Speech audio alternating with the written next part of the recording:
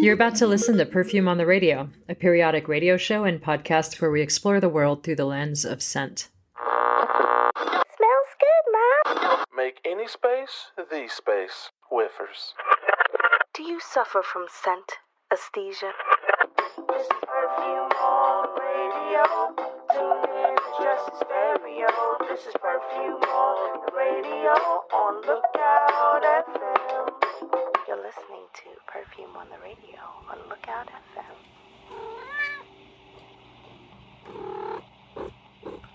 I have to confess, I really love perfumery, but what I really love is cats. Perfumery at least has the slight veneer of glamour, but I can tell you that as a 43-year-old woman who really loves cats, I am well aware that I am definitively delving into treacherous cultural waters. The ownership of a cat, or heaven forbid several cats, propels us women into a cauldron of demoralizing cultural archetypes. The proverbial crazy cat lady or her slightly friendlier sister spinster with cats lives alongside the evil stepmother and the sexpot Lolita in our cultural soup as a distinctly negative vision of femininity. But while the evil stepmother upends the child-centric family model by placing her needs on equal footing, and the sexpot Lolita upends the masculine conceit of dominance and safety with her vanilla-scented cleavage, the cat lady steps outside the boundaries of the nuclear family altogether. Unmolested by marriage proposals, uninterested in raising baby lawyers or stockbrokers, she forgoes those familial relationships in favor of the simpler ones she has with her cats. This, my friends, is dangerous, and for that reason I think she occupies a special corner in the Misfit Hall of Fame. Sometimes she's an object of cooing pity, scented with cat pee and stale litter boxes. More often, however, she's an object of scorn, scented by musky violet and abandoned dreams. A signifier to all those young women out there that if they don't play their cards right, well, get your Lolita on, girls, and start cultivating warm relationships with dogs. Otherwise, this could be you.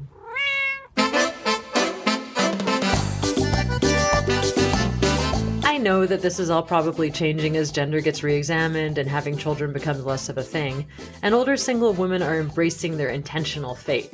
But the archetype persists, so I went to the internet to find out more about the special relationship between cats and single women. In my Google-powered perambulations, I came across a fantastic article by Mimi Matthews titled, "A Scientific Justification for Spinsters, Old Maids, and Cats in the Victorian Era." In this article, Matthews refers to a scientific talk by Dr. Andrew Wilson, given in Edinburgh in 1879, where he equated cat ownership with the proliferation of clover. Here's his logical progression. Spinsters own cats. Cats kill field mice. Field mice destroy clover. Clover feeds honeybees. Honeybees help nature. Therefore, spinsters help nature and clover thanks to their cats. It's a nice defense of cats and of spinsterhood, but not quite enough, I think, to make the case. I also found out something that I suspected to be true, that the association between single women and cats can be traced back to medieval European hysteria around witchcraft. In a 15th century treatise on witchcraft, the Malleus Maleficarum by Heinrich Kramer and Jakob Sprenger, we see early European instances of cat-witch associations. Now, we all know how 15th century German men felt about witches. What's clear is that those 15th century German men didn't sufficiently appreciate clover and honeybees. Although witches are quite a bit less persecuted now, the association with cats persists. In The Simpsons, the crazy cat lady looks archetypically witchy and is, of course, not married. And ask yourself, what Halloween witch that you know would be caught dead without her broomstick, her aromatic cauldron, and her cat? So, with sincere apologies to Aristotle, who was, let's face it, probably not a cat person, let me supplement Dr. Wilson's logical progression with a syllogism of my own. Cats help witches. Witches study and work with herbs. Herbs produce perfume. Therefore, cats help perfume. Single ladies with cats, I see you, and I thank you. My name is Saskia Wilson-Brown, and I'm excited to explore the perfume-cat connection in this episode 3 of Season 2 of Perfume on the Radio, which we're calling The Perfumer's Cat. Because all the cat sounds in this episode were recorded at my house with my cats Coco and Kachina, I thought it might be nice to invite my partner in cat ownership, my husband Micah Hahn, to share a few thoughts about how our girls relate to scent.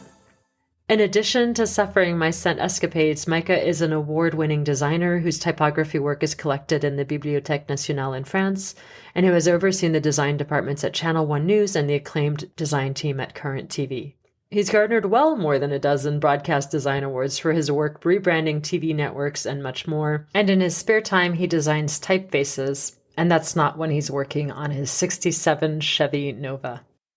I joined Micah at home in LA to ask him to share some anecdotal observations relating to how Coco and Kachina experience smell. Here is Micah.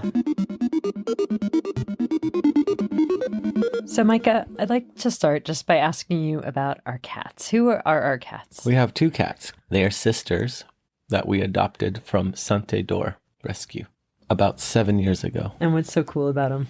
What do they look like? They're white and black, and they have names. One is Coco, and she is mostly white, but with a black tail.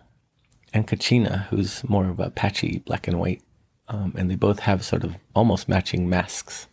Like right over their eyes, right? Yeah, over their eyes and on their ears a little bit. Do they have different personalities? Like, do you notice a difference between how they behave in the world? Yeah, Coco is more sort of outgoing and just kind of like ready to go and do it.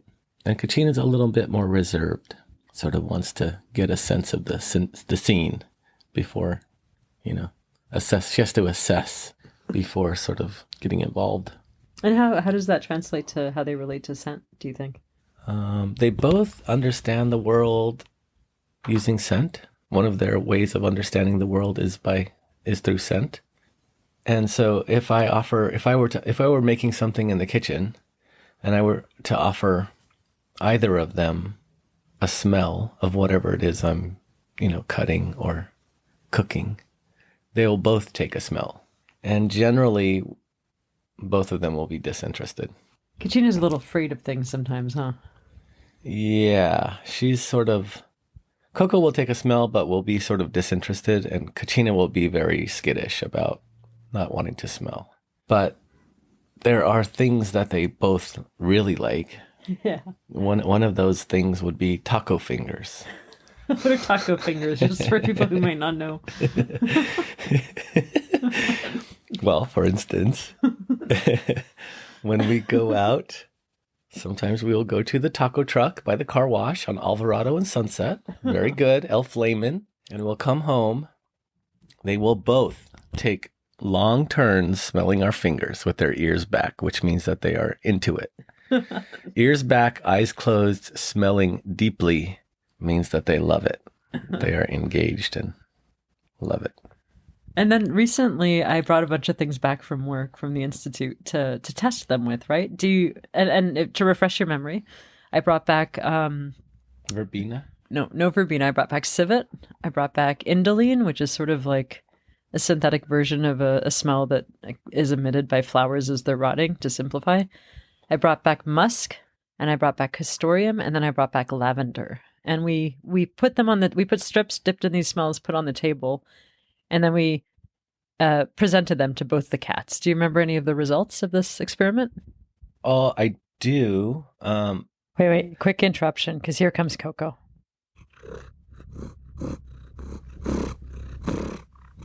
In typical fashion, she smells the microphone. Now that we've gotten that out of the way. So, okay, do you remember the results? Yeah, Coco is sort of game. I remember that you brought them home and you put them on the table, our like dining room / art table. And whenever we sit down at the table, they both like to be on top of the table. And Coco came around to smell them, but she knew she has sort of an ulterior motive. And she knows that if she gets on the table, she has a good chance of getting a pet. And so she always needs a pet. So she'll sort of play like, oh, you want me to smell this thing? Really, I just want you to pet me. That's true. And Kachina is a lot more considered. She's a lot more discerning. Discerning, yeah. So she, I think you presented each one of them separately to her, right? Yeah. And lavender and indoline, she had had no time for. Mm-hmm. Musk, she also sort of didn't have time for, but civet and castoreum, she spent a lot of time with. She got very invested in smelling both of those. I think castoreum was her absolute favorite. Yeah, she started rubbing up against it, and like she kind of sat on it and kind of sat with it. And... Yeah, she was really into it. But Coco, not so much. Coco was just there for the pets. Coco's like, yeah, sure, I'll smell the thing, but really just put your hands on me. That's just kind of her MO. Are there any other things you find that they respond to? Like, for instance, to jog your memory, remember when Coco was obsessed with your leather shoes? Yeah, I don't know what that was about. I bought some shoes. I think they're goatskin shoes from Morocco, slippers from Morocco, and she loves. She doesn't really do it any longer, but she used to love to like roll around on them. I don't know why. It was really weird. That's true. Yeah. I'm trying to remember other things they're into smell-wise. I mean, food, obviously. Oh, sometimes we get certain flowers and they kind of spend a lot of time with them. Yeah, but that's usually like Kachina just trying to eat them, I think. True. Well, I mean, I guess in conclusion, do you think that cat? What's my question? What's my concluding question? Well, what role does scent play in cat life? Yeah, from observation on these two house cats, and we're talking about what role did scent play in their life? It's interesting because scent is one of their main, one of their main senses, that one tool that they use to understand the world. But there are times when you can see them sort of put their head back and their ears go flat backwards against their head and their eyes kind of shut a little bit, and they take in these deep, deep smells, and you can see their little nose moving. So there are things that they enjoy. It's almost like, it's beyond just simple interpretation. Hey, Coco, do you have anything to add? Touch me.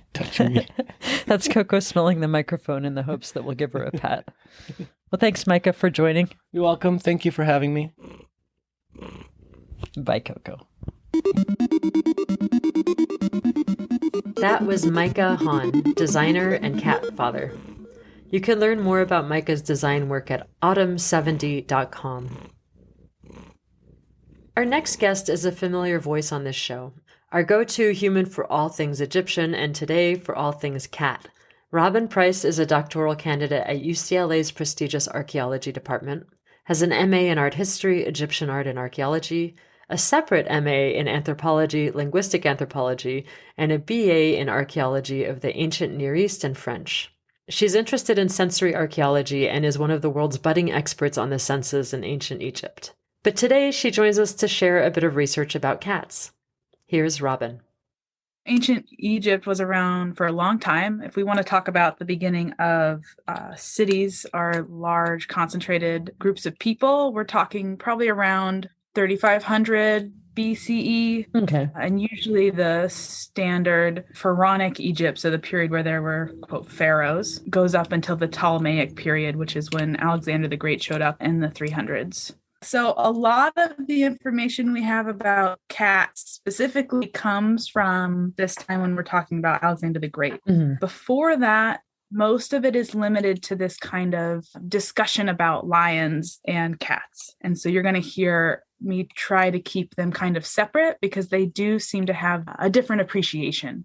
From the earliest periods of Egyptian history, lions are seen as symbols of royal power. Some of the earliest imagery we have of the kings of Egypt are representing themselves as lions. Wow. And so they're these strong, aggressive, masculine figures that rulers want to adapt as an emblem for themselves.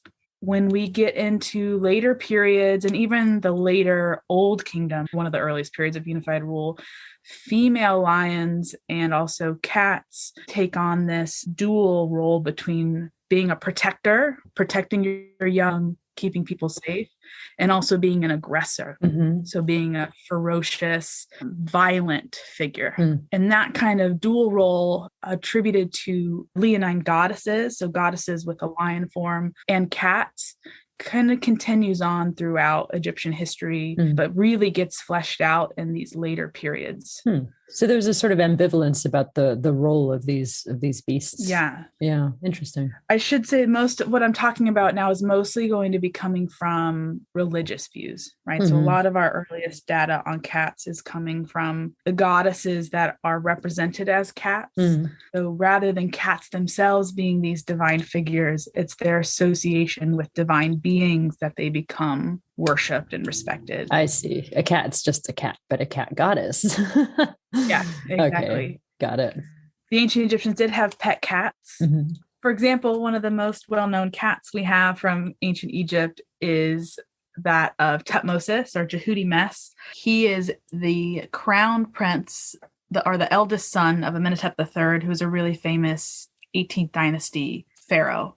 We don't have a lot of information of his, but we do have his pet cat sarcophagus, which is the stone vessel in which his mummified cat would have been buried. Wow. And on this sarcophagus, there's a cute little picture of the cat seated, and it's inscribed with his name, which is Ta-Miu. And this literally means the cat. And it's a pretty cute name for a cat because it's obviously, it says onomatopoeia, right? The sound a cat makes. It's really sweet. I love that.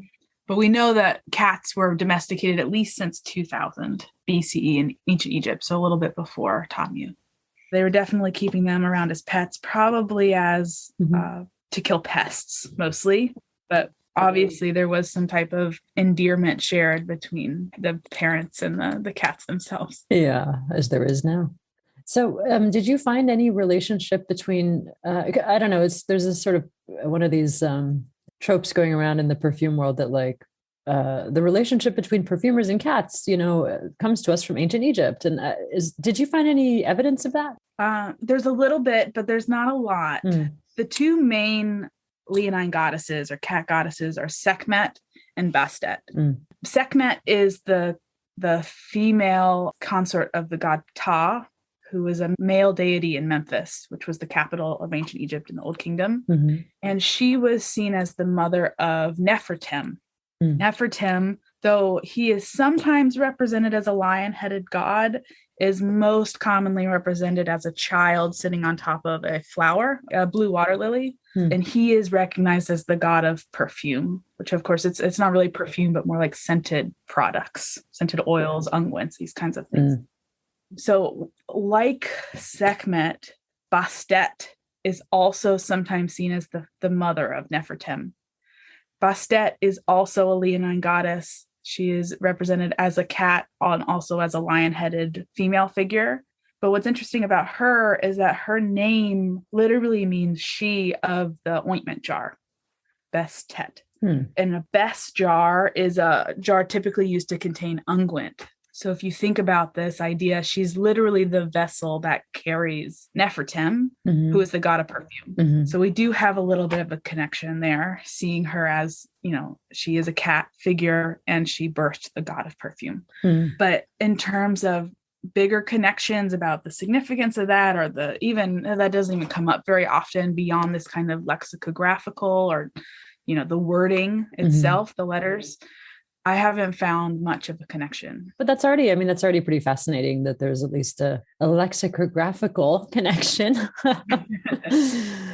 Well, I did find, so there's this one demotic text that I can share with you. It's called the Instructions of Ankh-Shashanki. And this demotic means it's a very late version of the ancient Egyptian language. Okay. And so we're talking again, like probably 6th century and later. It's an instruction text, which means that the scribe who wrote it is giving instructions to the people reading it, right? How to behave well, how to have a good life. And one of the couplets in this text says, "A man who smells like myrrh, his wife is a cat in his presence. And then a man who is in distress, his wife is a lioness in his presence."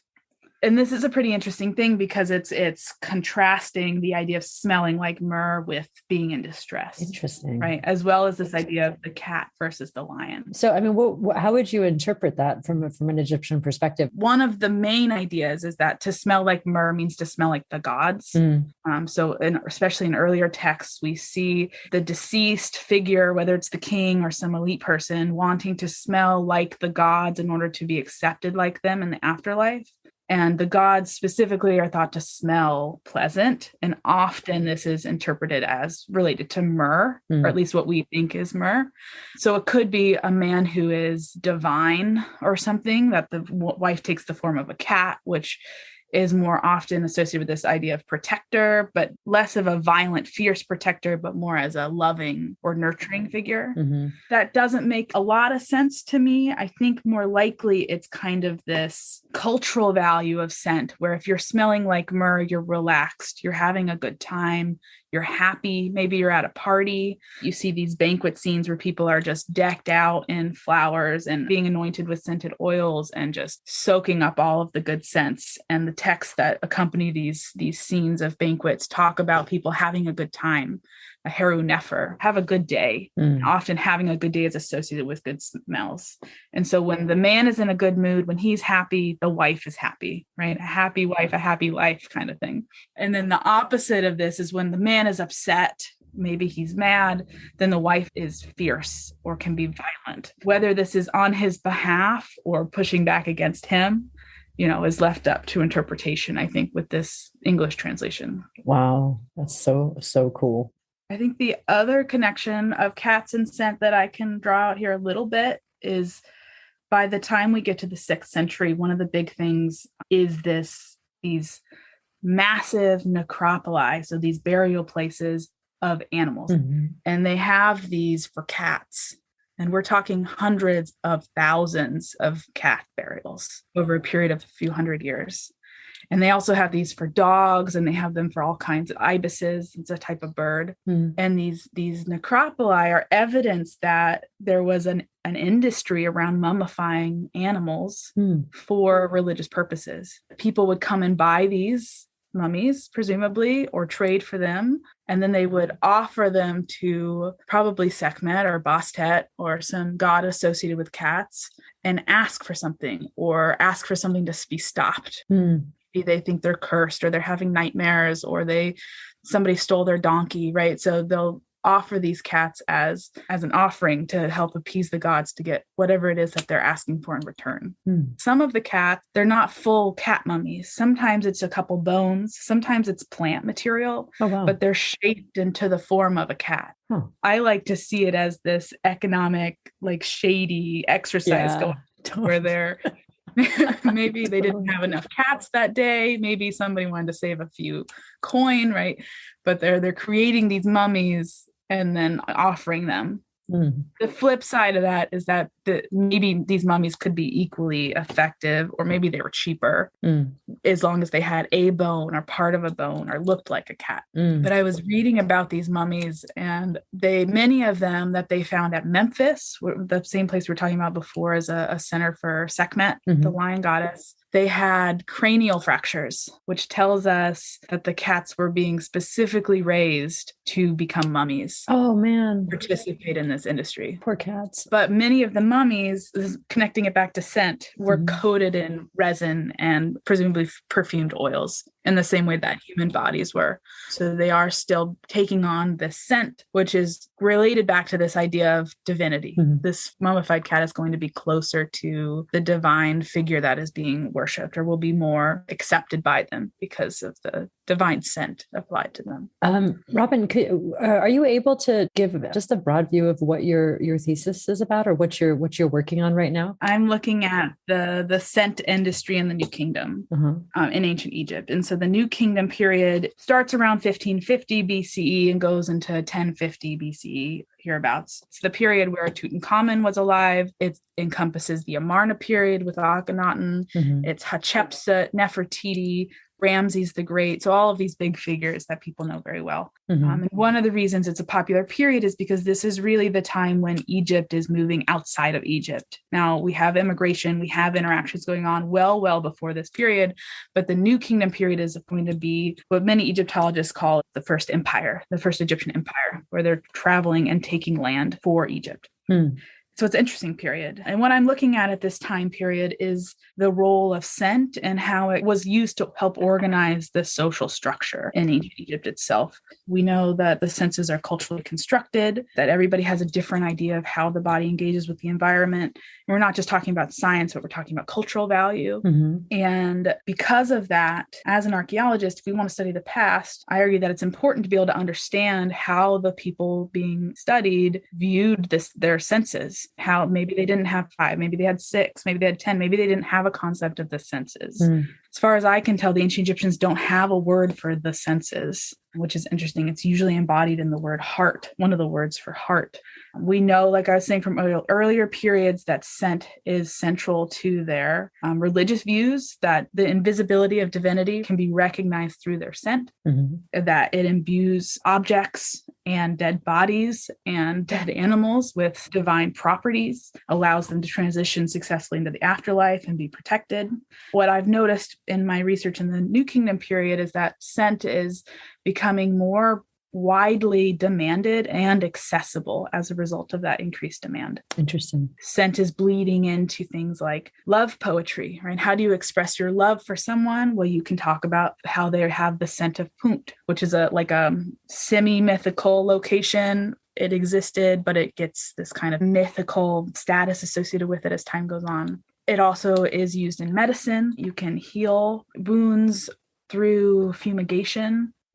It's used to discuss friendship. We have letters from Deir el-Medina that talk about, oh, don't worry about that oil, that scented oil I wanted you to get for me. I just want to hear from you to make sure you're okay. Oh, wow. Okay. Interesting. I'm kind of playing with all of this information across a lot of different texts and archaeological material and sites, trying to look at how prevalent scent was in the way that the social world was organized, and make this argument that how can we study the past without understanding the way that they understood their bodies or perceived their bodies. That was the wonderful Robyn Price, UCLA scholar and fan of cats, sharing some research she did into how the Egyptians in the ancient times related to cats. Now, for a more contemporary look at cats and scent, I reached out to Jessica Murphy.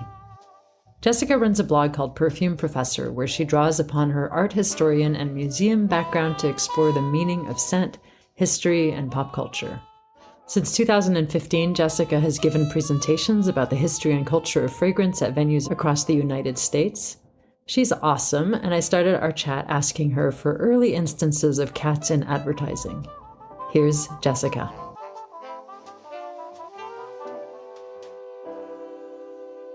There's been discussion about why cats have ruled the internet and ruled social media and been so popular in memes, but that's not new. The memes might be new, but they've been very popular in print advertising for over 100 years.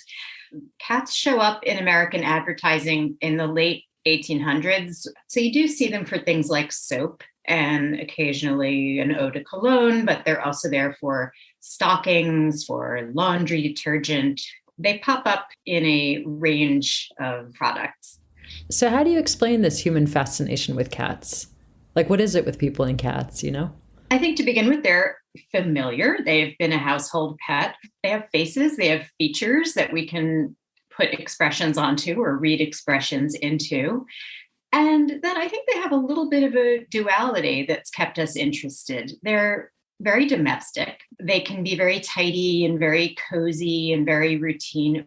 And as much as they are domestic, they always still retain a little bit of their wild ancestral roots. And even the gentlest house cat, if it hears or suspects the presence of a mouse or a bug or any other little critter in its house, in its territory, it will spring into action. And its dormant hunting abilities and hunting instincts will emerge. The cat definitely does reserve the right to do whatever they want, when they want to do it, to sit wherever they want. So there is that independence, I think, that's always there in tandem with the domesticity.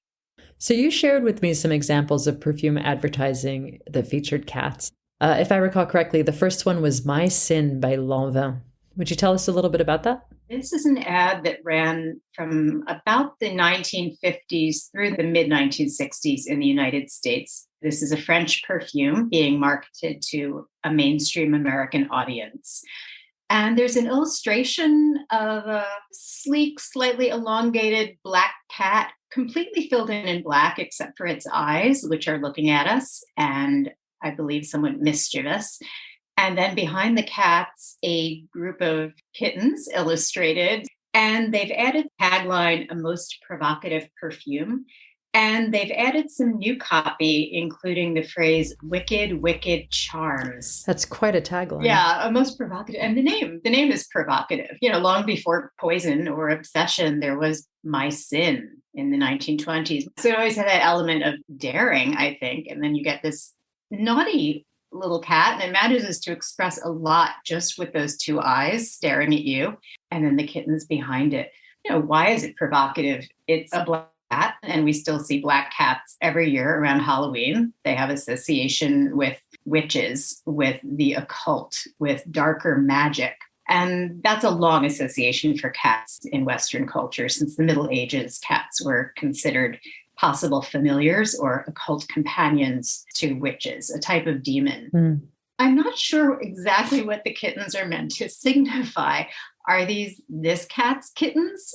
Are they a result of her sin? Again, I may be reading a little bit into this. Are they a result of that tomcat? The kittens are always there with this cat in the Lanvin My Sin illustrations. What was happening in American society at this time with women? What do you think this perfume was sort of drawing from? This was not a moment in American culture when women were being encouraged to break outside societal norms. On the contrary, this was a time when women, by and large, were being encouraged to prioritize their domestic responsibilities above all. The nuclear family was the ideal.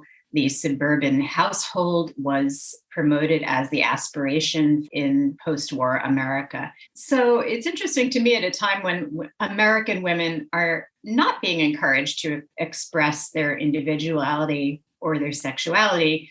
We see these cats, sometimes with large litters of kittens, playing into these ideas of magic and mystery next to these perfume bottles. In some way, the signal is being sent that these cats are acting out the sensuality and the independence that maybe women are having to suppress in some way or find other ways to express.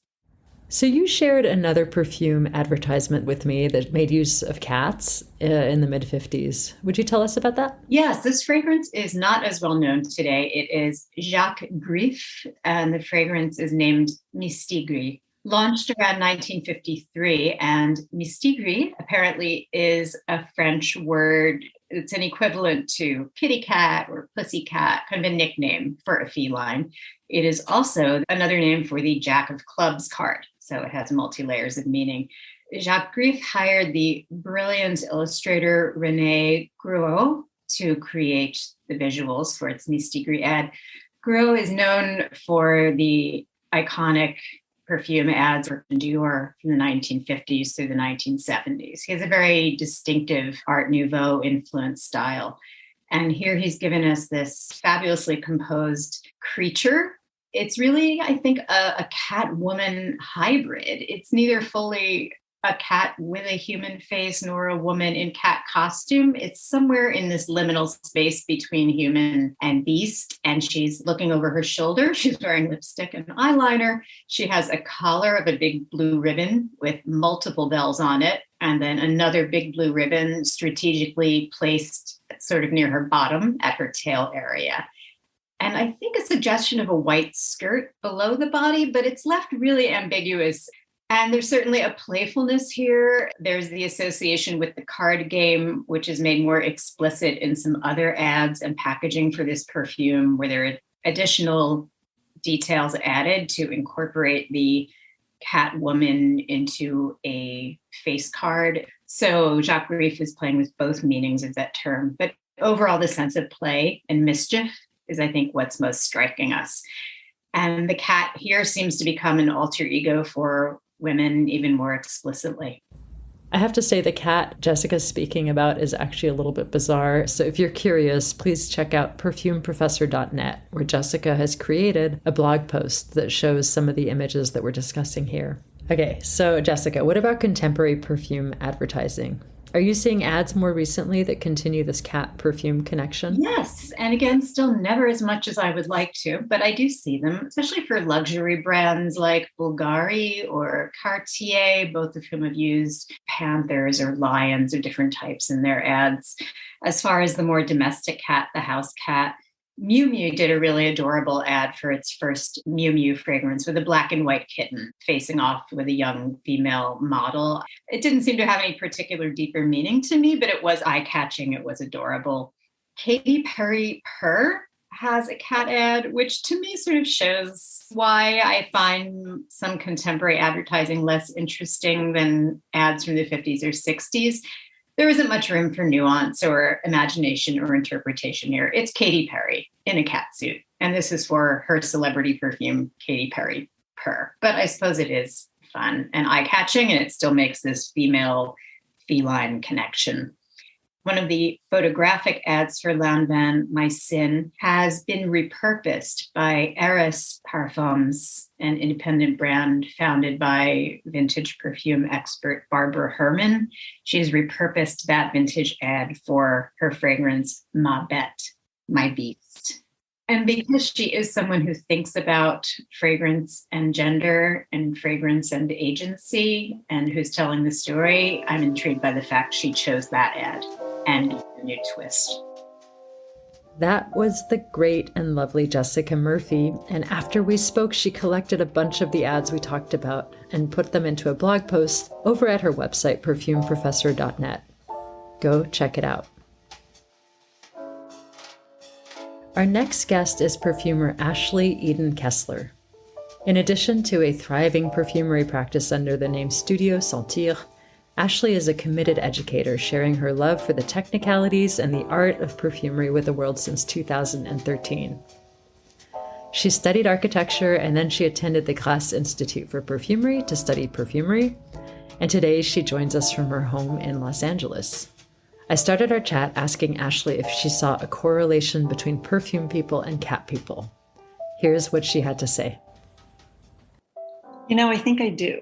Cats are this wonderful contradiction. They're always two things. They're lazy and languid, and then they're acrobatic and athletic. They're adorable and fuzzy and sweet and totally murderous, and you can sort of go on and on with all of the dualities that are cats.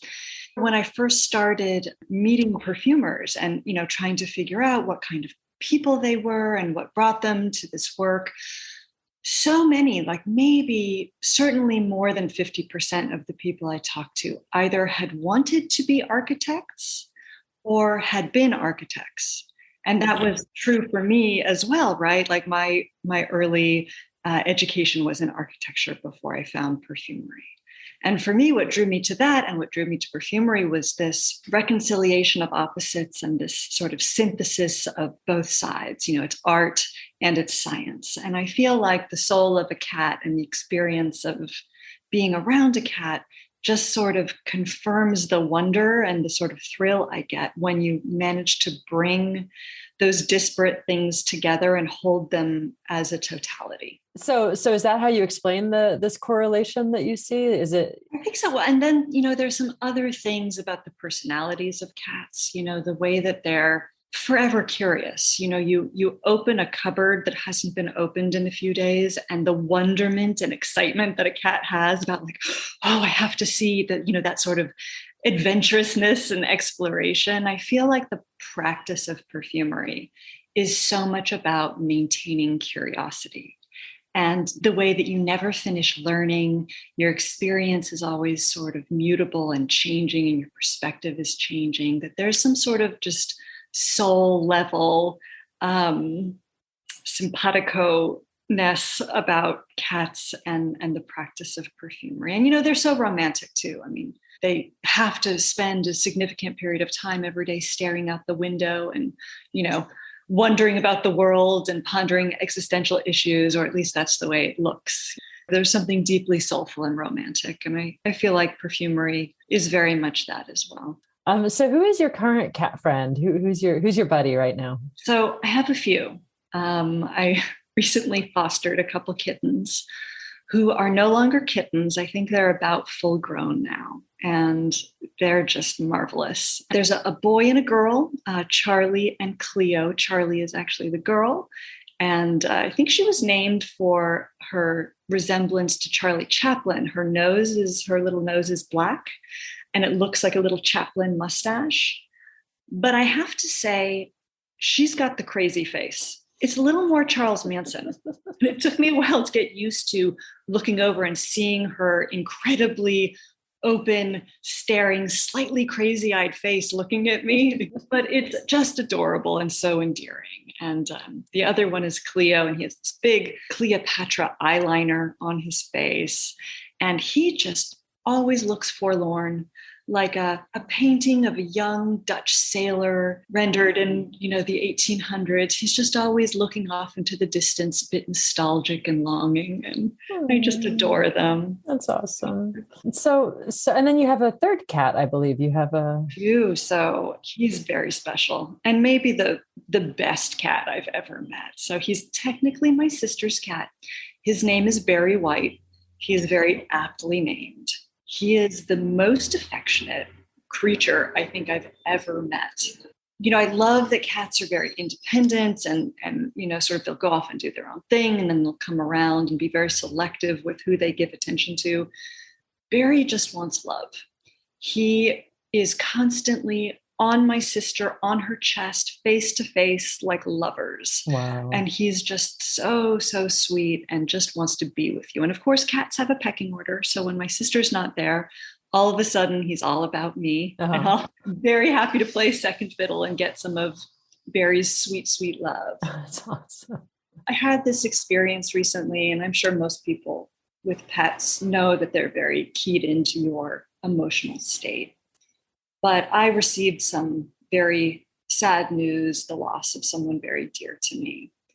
And I don't remember the moment that clearly, but I'm sure that the sounds coming out of my mouth while I was on that phone call were pretty disturbing. Mm. And I remember Barry jumping up onto the bed and, bringing his face concerned next to mine. And he reached out his paw and put it on my cheek as I'm, processing and crying and all of this, and just that, that sense that this being was fully there for me and cared. I mean, it's just so profound, the connections you can have with animals.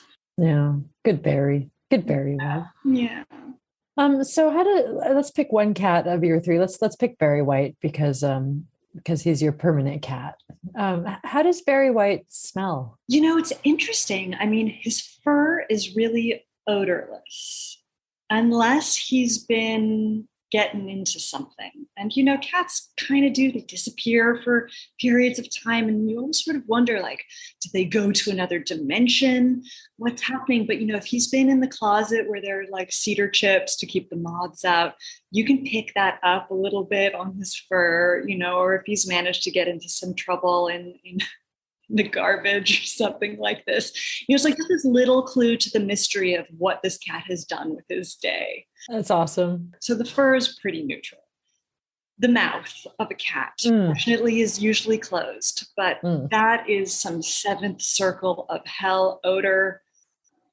And I mean, I guess my mouth would be awful if I never brushed my teeth either, but it is, it is a withering experience. But with cats, what I love scent-wise is it's their paws. Oh, yeah. Their paws do have a little bit of a scent. That's true. What do you think it smells like, Saskia? Well, my girl's paws there's, for lack of a better description, a little bit of a foot smell, but it's very subtle. So it's not like a human paw that's been in a gym shoe, for instance. It's more like, I don't know. It's sort of, it's moist and it's a little sweaty. And it's pleasant, assuming they haven't been in the litter box. Right. Yeah. Yeah. I get sort of a damp, wet cement vibe. Sort of like that wet clay, odor, but I also get sometimes a really distinct smell of Frito-Lay corn chips. Oh, that's so funny. You're like the third person I've spoken to who's brought this up. I'm glad I'm not the only one. Or popcorn, which it's related. Yeah, something kind of like sweet and, grain-like. Yeah, I love smelling their paws. So if you were to make a fantasy cat friend accord, how would you begin to even think about composing that? Well, I think I approach that the same way I approach any project.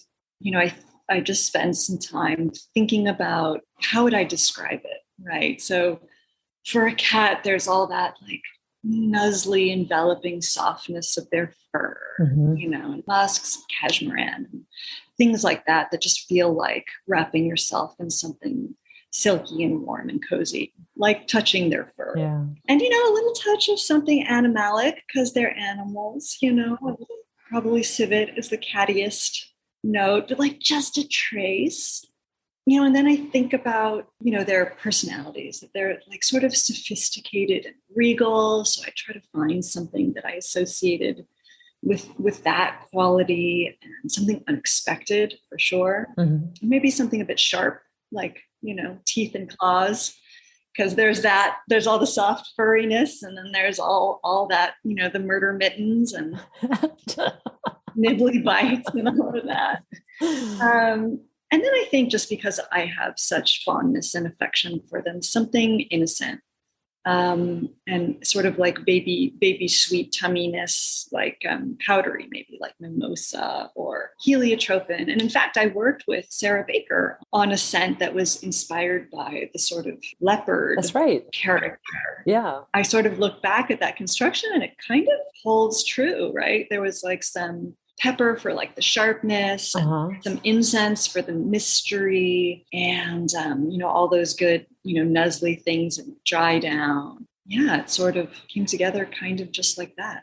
And I will say that perfume you worked on with Sarah Baker is extremely sophisticated. So if I equate that to a cat, I think of a really high-end cat. It's not an alley cat. This is like a well cared for, knows what they're all about, has no time for you, or does on their own terms kind of cat. Yeah, the dignified cat. The dignified cat. The leopard, in fact. Yeah. Well, thanks, Ash. I mean, you're always, of all the perfume people I know, to me, you're the cattiest. Oh, what a compliment. Yeah. Oh, yeah. Not catty in a bad way, catty in a sophisticated way, Oh, thanks, Sas. Catty has such a bad connotation in American English, huh? That people think like claws out fighting. I have a real beef with Disney and their portrayal of cats. They're always evil. Yeah, cats and stepmothers. It's like you can't catch a break. Yeah, I have real beef on that count too. So we should write to Pixar and have them propose the others. Like, how about a pleasant cat stepmother model? Yeah. Well, cool. Thanks, Ash. Thanks for your time. Oh, thank you. It was so fun to be able to be with you and talk cats. Meow. Meow. That was the very lovely Ashley Eden Kessler, perfumer and cat lover. You can find out more about Ashley at studiosentir.com.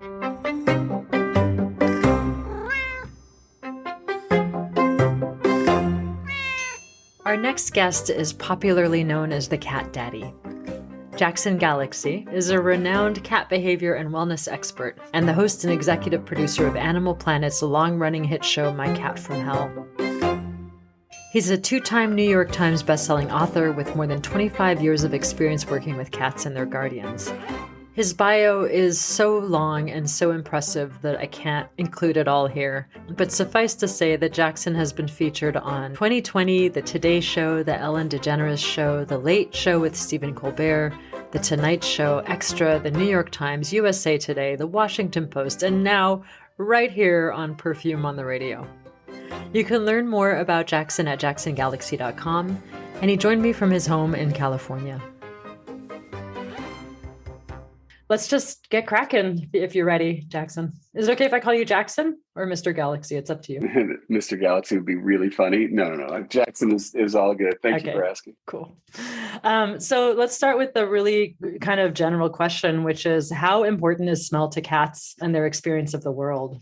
It is their primary experience of the world. I mean, more than their eyes by far, more than their ears, more than their whiskers. I mean, all of these things play together in the sandbox that is cat, but scent is key. It's everything.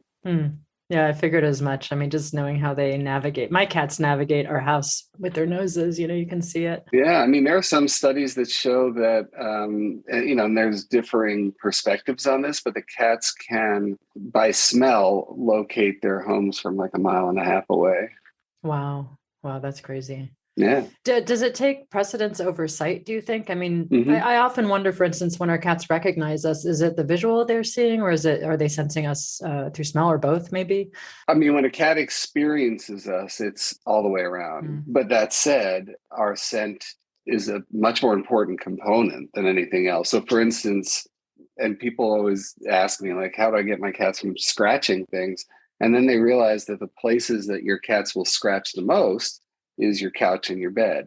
And that's because that's where your scent is the strongest. Those are the seats of the territory. Unfortunately, as humans, we spend the majority of our time on the couch and bed. So yes, we do. Yeah, cats are hip to that. And they just want to complement that scent, make sure that they're part of the society in the home. And that's done by scent, nothing else. That's so fascinating. I have 2 cats, and one of my cats went to the hospital. And when she came back, the other cat was hissing like crazy at her. And what we realized, actually, we watched a video that you put out, I think, where what was happening was the smell of the vet was freaking Kachina, our other cat, out. Yeah, non-recognition aggression. And that proves the point. Yeah. Is that, a cat can come back from the vet, smell like something else. And this happens also if a cat gets lost and they're gone for a week and they come back in the house. This happens sometimes when one cat's indoor, outdoor, and one's not. And they come back with the smell of the grass on them, or they rolled in something funky, and they come back home and they get beat up because it's almost like, I don't know who you are. Even though I can see you, I've lived with you, you don't smell like you. Yeah. So do you find that cats gravitate towards certain smells in your experience? I mean, other than, or perhaps including food? Poop and pee. Food, poop, pee, and your general scent. The important things when you think about the survival of cats and how their bodies are uniquely developed and evolved over time to operate in the middle of the food chain, so they're hunting and they're being hunted. So they have to be aware of what smells like danger, what smells like opportunity, what smells like a mate, all those things. And that's probably why they evolved to get, to have like 200 million olfactory cells in their noses, which some researchers say is more than most breeds of dogs. Wow, I didn't know that. Well, so that with that in mind, I think I know the answer to this question, but I'm going to ask it anyway. Right on. So some people have made and marketed perfume for cats, as in perfume you put on your cat. Yeah. Is this a good move, and why not? It's and you know the answer. It is one of the stupidest moves that you could possibly make. The fact that somebody would even develop that nonsense to sort of humanize the experience of having a cat is so detrimental to their way of life. And also, don't forget, I mean, cats, and this is one of the things that I love about them, is you can't mess with them. They're perfect. And when I say perfect, I mean, they have everything they need. And any attempt that we make to make them other than that is crazy. I mean, listen, dogs are different. Dogs smell a lot worse than cats. I mean, and my dog is taking no offense right now, but and then we use the shampoo that might have a little bit of a scent to it. But because, like you said, we're dealing with non-recognition aggression and also just the masking of pheromones. And pheromones are so important to cats that you are tying one paw behind their back, so to speak. Yeah. I thank you for confirming my instinct on that. Crazy, man. There are so many products out there. Hey, listen, we're not even taking into consideration the nasty smell of most, mass-produced litters. Right. Ridiculous, man. Yeah. It's ridiculous that we would think that just for the sake of a litter box not smelling like poop or pee, which that's another story altogether, that we would disguise it with perfume.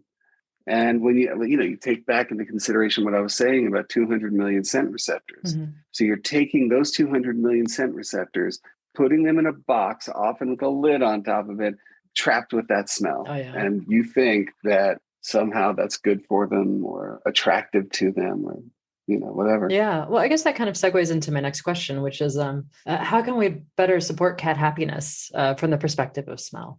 Well, I talk a lot about the concept of scent soakers and how crucial those are, not just to environmental enrichment, but just, what I call the mojo of your cat, just that confidence. And confidence comes with the perception of, ownership of territory. And ownership in such a large way comes down to scent. And so any place where a cat lays, any place where a cat scratches, they have scent glands all over their body. They have them between their pads. They have them on the sides of their body and their heads. When they rub up against you, when your cat rubs up against you, they make sure their gums get a good shot at your hands. Those are ways of upping confidence, is making sure that you have plenty of beds, cat beds. I love those ones that are just mats. I deal them out like a deck of cards, man. Have those around the house, beds, scratching posts, obviously, cat towers, anything that belongs to them where their scent can soak into and it can complement yours. And the king of all scent soakers is the litter box. I think one of the wrong moves that people make is they over clean their litter boxes. It's fine, scoop it. If your litter is crappy enough that you can't scoop it and get rid of most of the smell and then just switch out the litter every couple of weeks, that's fine. Don't use those heavy cleaners. Don't use bleach. Don't use vinegar. Don't use cleansers just to clean out the box because you're robbing your cat of one of the most significant signposts that they have around the house, And so scent soakers are a huge deal. And I compare it to like when you're walking around your house and you walk by the mantle, if you've got a mantle, and you got pictures on the mantle, and it's your family and it's your life experiences and those big moments. And you walk by that mantle and you look at your picture, even though it might be subconscious, adjust the picture a little bit. That's your territorial wellness in a little bitty space. And cats define those experiences through scent. Wow. So anywhere they can walk around the house, where they can walk by it, smell themselves and go, yeah, that's me. That's my picture on the mantle. Instant mojo. Yeah. Every being wants its little place in the world, right? Like that's well said. Exactly right. And with cats, the vast majority of that comes from scent. Well, great. Well, I have so many more questions, but I think we'll leave it at that. Mr. Galaxy, aka Jackson, thank you so much for joining. It has been my pleasure. Thanks for having me. Yeah, likewise. Thank you. That was the very cool Jackson Galaxy. If you want to learn more about him, do a Google search and you'll find quite a few results. Now, for our last guest, I invited a woman whose dedication to her cats extends into every aspect of her practice. Laurie Stern is the purple-haired scent artist behind Velvet and Sweet Pea's Perfumery, and yes, that's Perfumery. As you'll see, she's a special woman, and she joined me for her home in Northern California. Here is Laurie. Right before I started this business, I acquired two kitties, Velvet and Sweet Pea. They were lab cats. A friend of mine worked in that lab, and they were going to euthanize all these cats. And so she said, do you want to come and help me get them out? We got some of them out, and I was able to get Velvet and Sweet Pea. Velvet was really funny because she just immediately came up and, just put her hands on my heart. And then Sweet Pea was in the corner of a cage, terrified. She was the first they were going to euthanize because she was unhandleable. And I just could hear her say to me, you got to take me now. I knew that whatever I was going to do with my next business, and at that point, I didn't even know I'd have a perfume business, but I knew that it would inform me in what I would do because I really felt strongly about protecting them. And when I started my perfume business, I know this will sound silly, but it was such a no-brainer to have perfumery.com, but PURRFUMERY. how could I not, right? They had really changed my life in many ways. And when we brought them home, they were just so amazing. I mean, Sweet Pea, she ended up being such a princess. She lived on the kitchen counter in a fancy bed for like years, you know? So the kitties were really to me about a sort of like a horrible life to success type story. You can start from, you know, humble places or whatever and create something really beautiful. Did they like the perfume materials, the aromatic materials, or? They were hysterical. They always were with me in my perfumery. I have a lovely little perfumery with hand painted wisteria on the walls.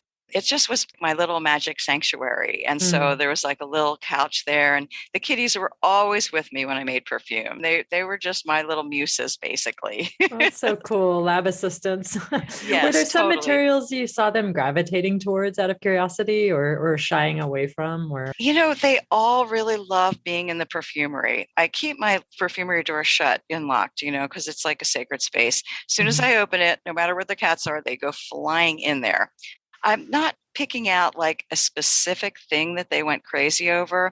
I feel like they really enjoyed all of it. They never ran out of my office or my perfumery once.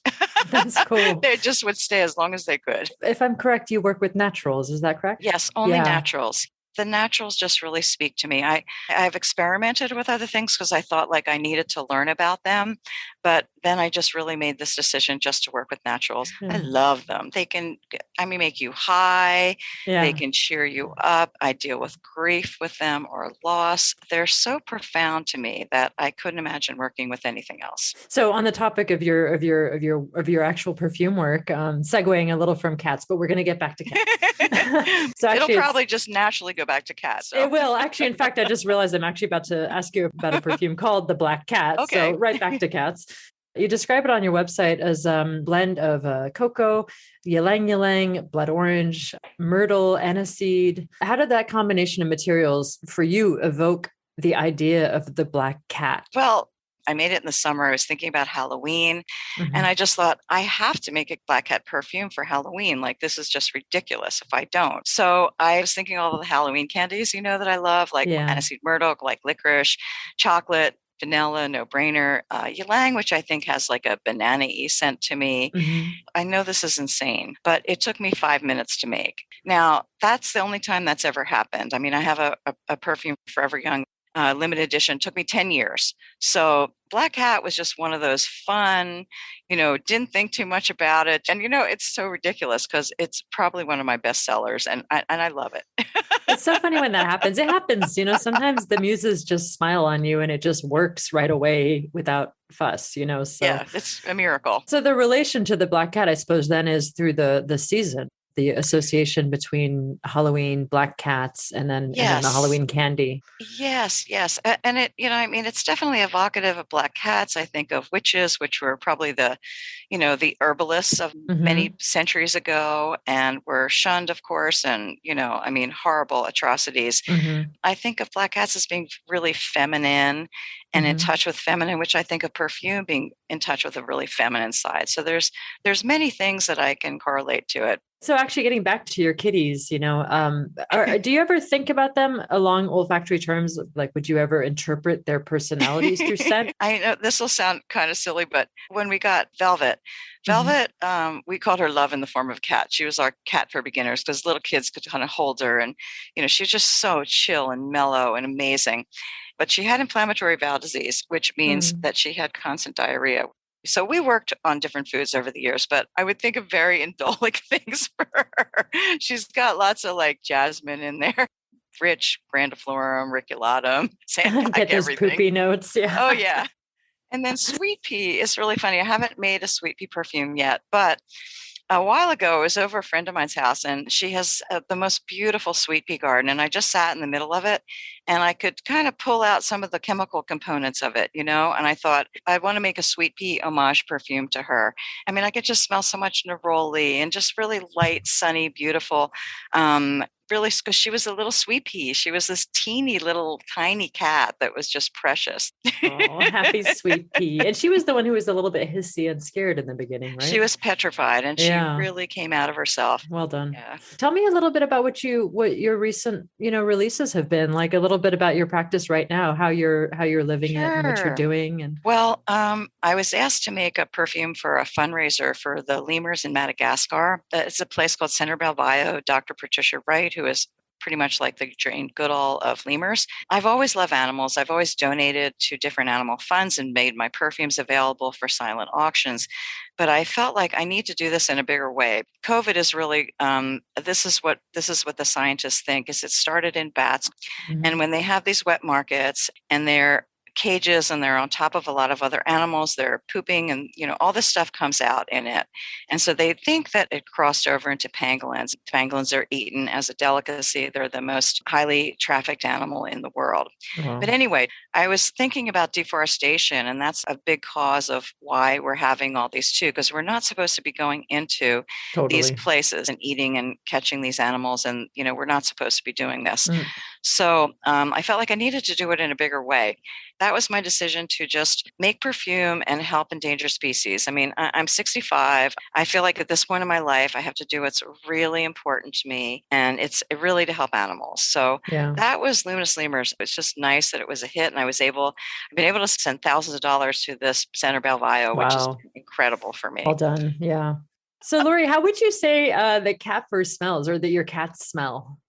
Well, I know this is funny, but I always thought that cats smelled like popcorn. And like, I think of, if you're going to make a scent that smells like cat fur, it's like got a lot of butter CO2 in it, right? I mean, that's just a no-brainer to me, right? It's yummy. That was Laurie Stern, owner and perfumer at Velvet and Sweet Peas Perfumery. You can learn more about her at perfumery.com. That's PURRFUMERY.com.